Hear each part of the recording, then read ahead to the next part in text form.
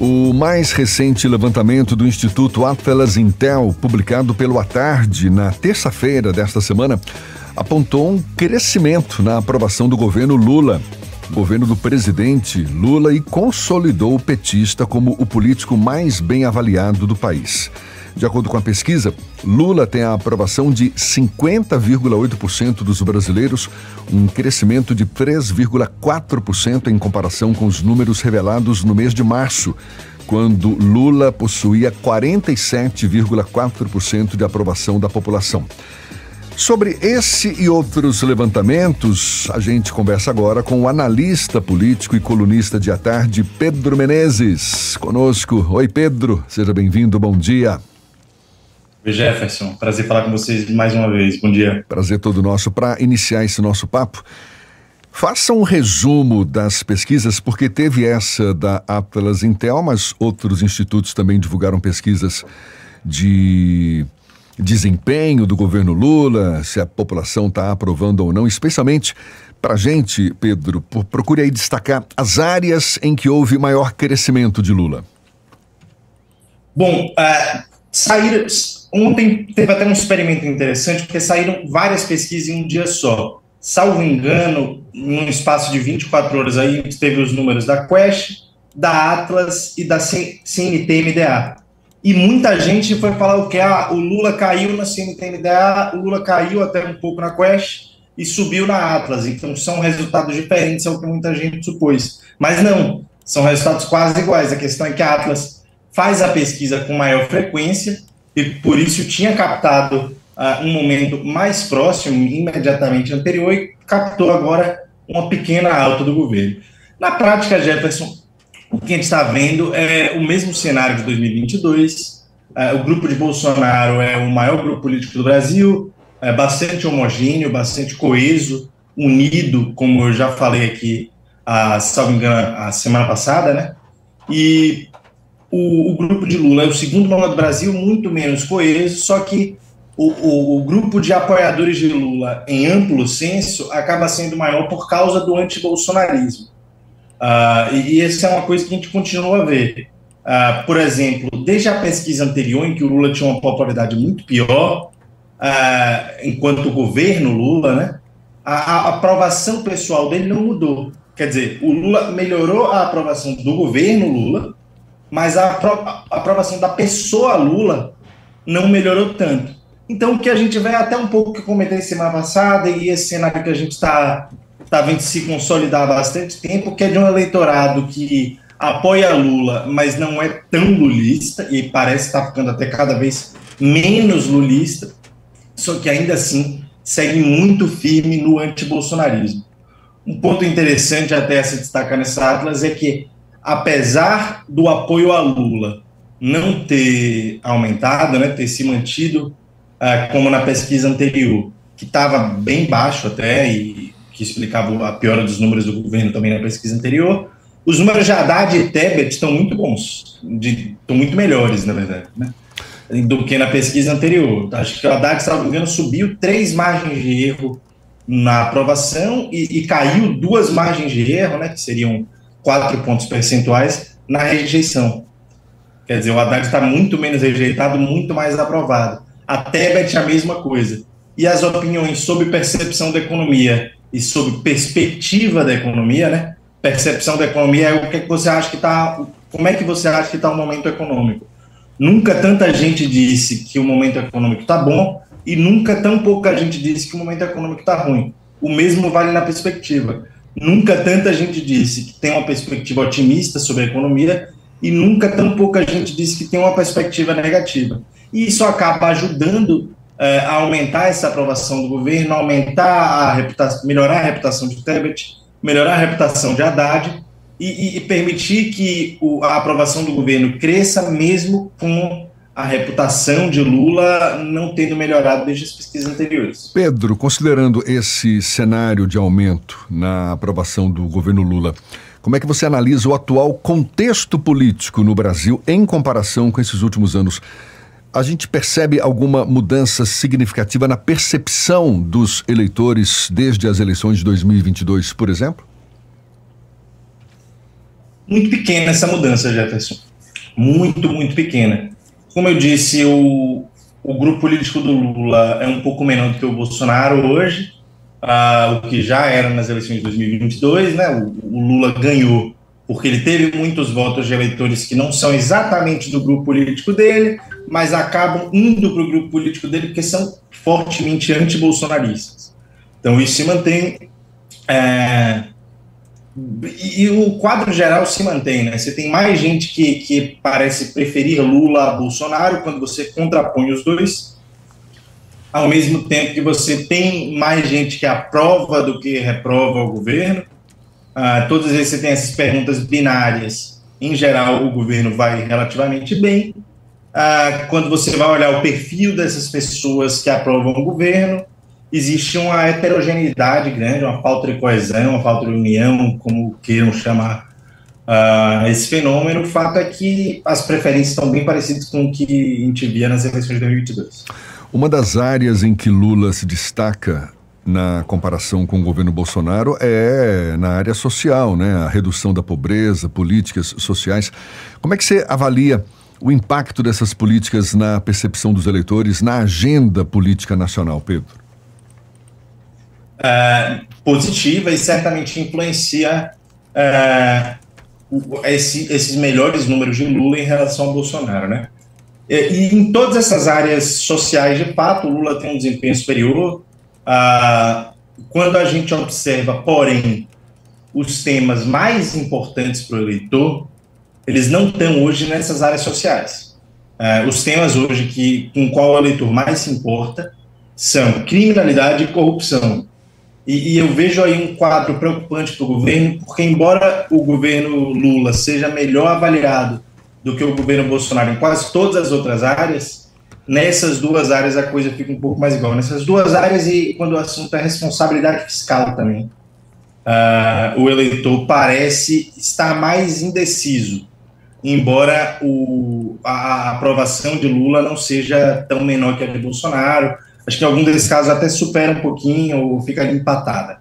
Mas nesses assuntos específicos não existe uma vantagem tão clara do governo, e eu considero isso bastante preocupante, embora, como você tenha dito, nos temas mais ligados à desigualdade, combate à pobreza, a racismo, a proteção de minorias, moradia social, em todas essas áreas o Lula é muito melhor avaliado do que o Bolsonaro, e isso acaba tendo um impacto grande nos números gerais da pesquisa.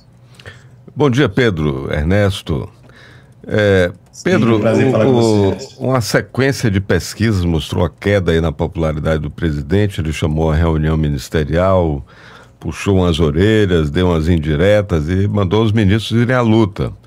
Você acha que essa recuperação apontada aí pela Atlas Intel já indica algum resultado dessa estratégia? Os ministros eram muito difíceis da gente conseguir agendar entrevista, agora os ministros estão disponíveis, estão mais abertos para participar de programas de rádio, estão mais abertos, enfim, abriram mais suas agendas, estão indo mais à luta. Agora, eu queria emendar essa pergunta com a outra, porque essas duas áreas que você destacou como muito sensíveis, né, o combate à corrupção e segurança pública, são dois assuntos, são duas áreas que têm muito bombardeio de fake news. Essa é uma outra preocupação também do governo, que está muito presente também no enfrentamento aí à tragédia no Rio Grande do Sul. Mas você acha que essa mudança de postura aí do primeiro escalão do governo, ela já se refletiu nessa melhora da pontuação? Ou seja, o governo está se comunicando melhor? Bom, é uma ótima pergunta isso, embora seja muito difícil responder. Muito difícil apontar causas assim para variações de curto prazo, porque a variação da pesquisa pode ser simplesmente amostral, né? A gente está falando aí de um cenário que não muda tanto, a gente não está falando de uma alta brusca, assim como a queda anterior não foi tão brusca, então é muito difícil fazer esse tipo de análise de curto prazo. Mas vamos tentar arriscar. O que é que a gente observa nessa pesquisa que melhorou? Percepção com relação à economia e apoio de Tebet e Haddad.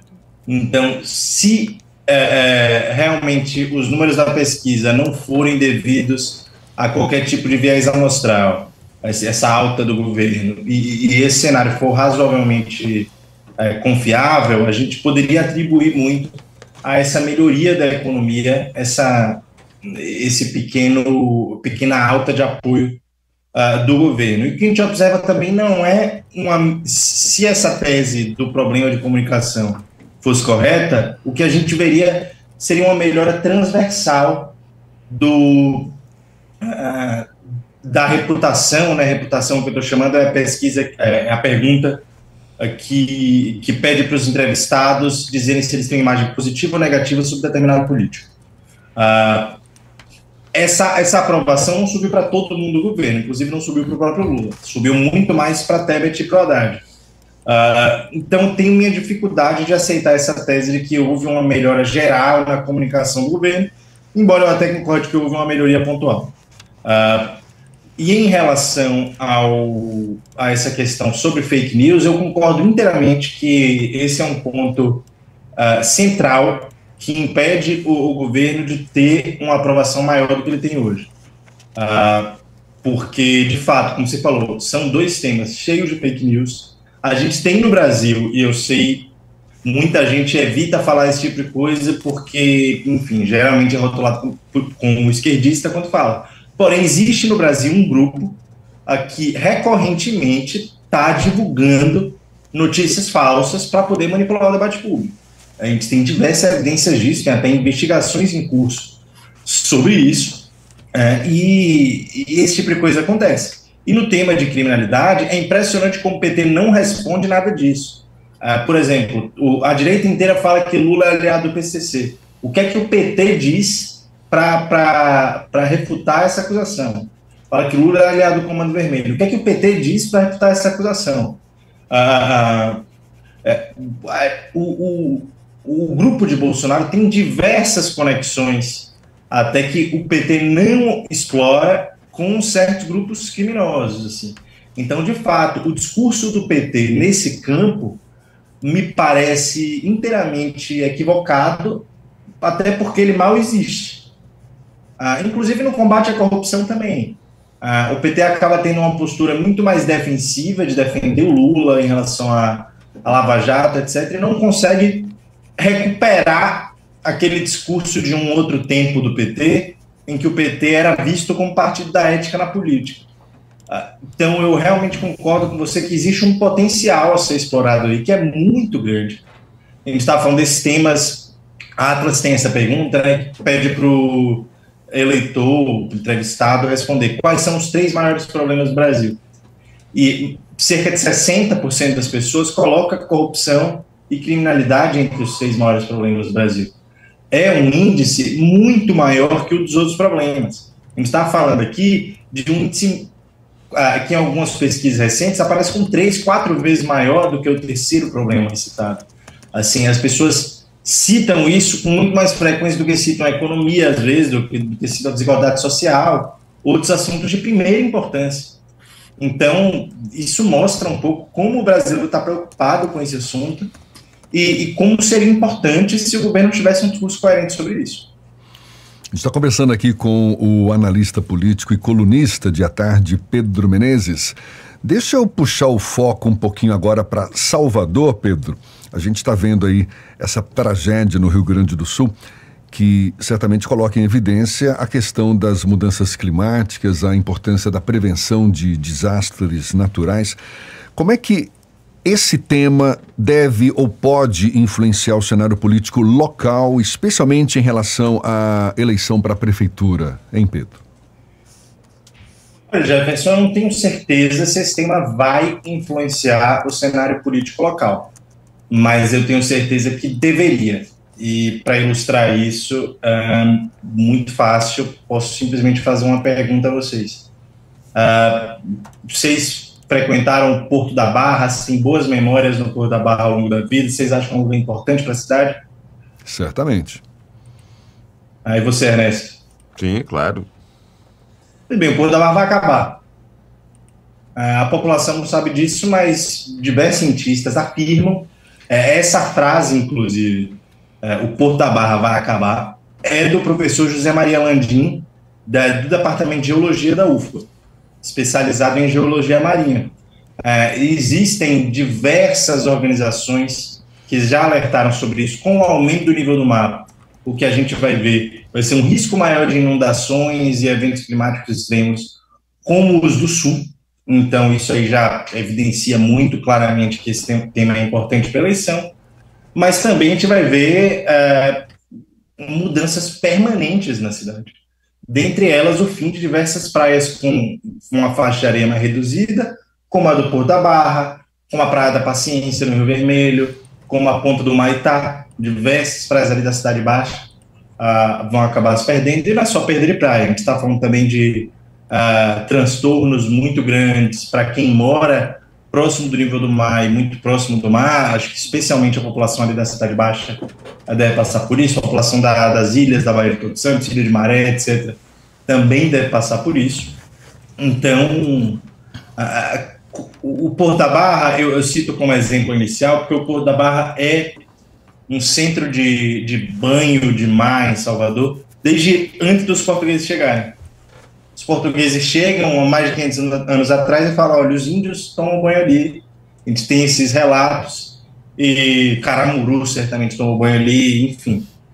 O povo dessa cidade, desse território, tem uma relação muito simbólica com aquele lugar, e é muito mais que um ponto turístico, e vai acabar permanentemente. Inclusive, a gente está aí nos últimos anos que pode aproveitar.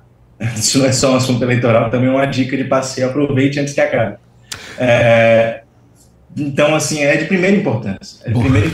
E tomara que não acabe tão cedo, né? Tomara que, como o Paulinho estava dizendo aqui, daqui a uns milhares de anos, quem sabe, mas a gente não sabe, na verdade. E se vai ou não influenciar as decisões eleitorais, a gente ainda não sabe, mas questão ambiental ou questões ambientais certamente estarão presentes cada vez mais no debate público, não é? No nosso dia a dia. Pedro, muito obrigado. Pedro Menezes, analista político, colunista de À Tarde, toda quinta-feira conosco aqui nesse bate-papo. E a gente aguarda, então, até a próxima. Um abraço, bom dia para você. Até a próxima, Jefferson. Um grande abraço. 7h49 na Tarde FM.